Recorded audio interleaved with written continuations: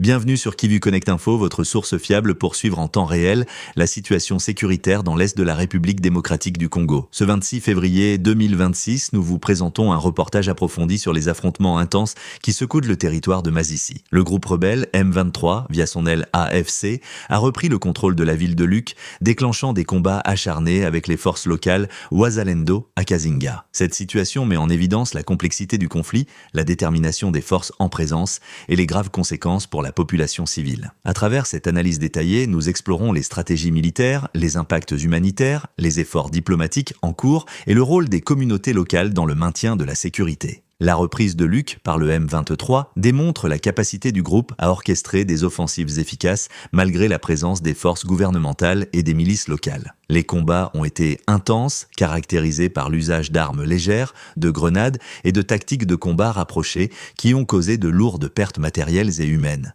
Les habitants de la région, pris entre les deux forces armées, vivent dans la peur constante et subissent les conséquences directes des hostilités, notamment la destruction de leurs maisons et la perturbation de leurs activités quotidiennes. À Kazinga, les affrontements ont été particulièrement violents. Le M23 a mis en place des positions stratégiques pour tenir les forces de Wazalendo à distance, utilisant des embuscades et des tirs coordonnés pour maximiser l'effet de surprise. Les Wazalendo, malgré leur courage et leur engagement à protéger la population civile, se sont retrouvés en difficulté face à l'organisation et à la discipline des rebelles. Les combats ont provoqué des mouvements massifs de civils fuyant les zones de conflit pour trouver refuge dans des localités plus sûres. L'usage de drones par les forces gouvernementales et par le M23 a transformé la dynamique des combats. Ces appareils permettent de surveiller les mouvements ennemis et de lancer des frappes ciblées, augmentant la pression sur les positions adverses. Cependant, l'efficacité des drones est limitée par la topographie montagneuse et la densité des forêts de la région, nécessitant toujours la présence de troupes au sol pour sécuriser les zones stratégiques.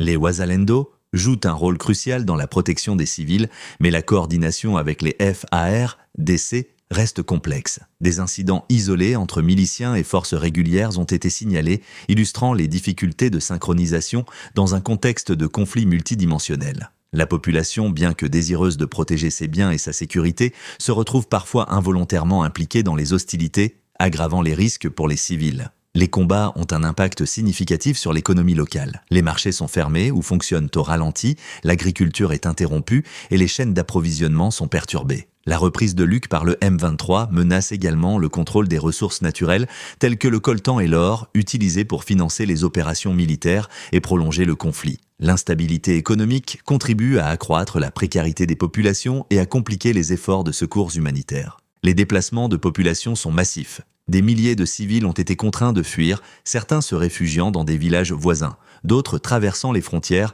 vers le Rwanda ou le Burundi. Le retour progressif des déplacés est rendu difficile par la persistance des combats, l'insécurité des routes et la peur constante d'attaques surprises. Les initiatives diplomatiques se poursuivent, impliquant des acteurs régionaux et internationaux, dans l'espoir de parvenir à un cessez-le-feu durable. Des discussions sont en cours à différents niveaux pour tenter de réduire l'intensité des affrontements, mais la méfiance entre les parties et les violations répétées des accords précédents rendent la paix fragile et incertaine. La situation humanitaire est critique. Les organisations d'aide tentent de fournir nourriture, eau potable et soins médicaux aux civils affectés, mais l'accès aux zones les plus touchées reste limité. Les combats fréquents compliquent la livraison de l'aide et mettent en danger le personnel humanitaire. Malgré ces défis, les efforts continuent, illustrant l'importance du soutien international et de la coordination locale. Les habitants de Masisi sont confrontés à une crise multidimensionnelle, insécurité, menaces sur les moyens de subsistance et traumatismes liés aux violences subies. Les enfants et les femmes sont particulièrement vulnérables, avec des risques accrus de violence et de déplacements forcés. L'éducation et la santé sont gravement affectées, compromettant le développement à long terme de la région. Le conflit montre également l'ingéniosité tactique du M23, qui combine embuscade, usage de drones et contrôle de points stratégiques pour maintenir sa présence. Les FARDC et les Wazalendo doivent s'adapter continuellement à ces méthodes pour protéger les civils et regagner du terrain. Malgré la violence, des initiatives locales visent à restaurer la sécurité et à soutenir les populations. Les chefs communautaires, les ONG et les forces de sécurité collaborent pour identifier les zones les plus vulnérables et organiser des actions de protection et de secours. Ces efforts contribuent à maintenir un semblant de normalité et à renforcer la résilience des communautés affectées. Le rôle des médias est central dans la documentation et la diffusion des événements. Des sources fiables comme Kivu Connect Info, Channel TV et Al Jazeera suivent de l'évolution des combats, fournissant des analyses détaillées et des informations vitales pour les décideurs et la population. Les perspectives de paix nécessitent un engagement coordonné entre toutes les parties. Les analystes insistent sur la nécessité d'inclure les communautés locales dans les négociations, de renforcer la surveillance militaire et de s'assurer que les accords de cessez-le-feu soient respectés sur le terrain. La coordination entre FARDC et Ouazalendo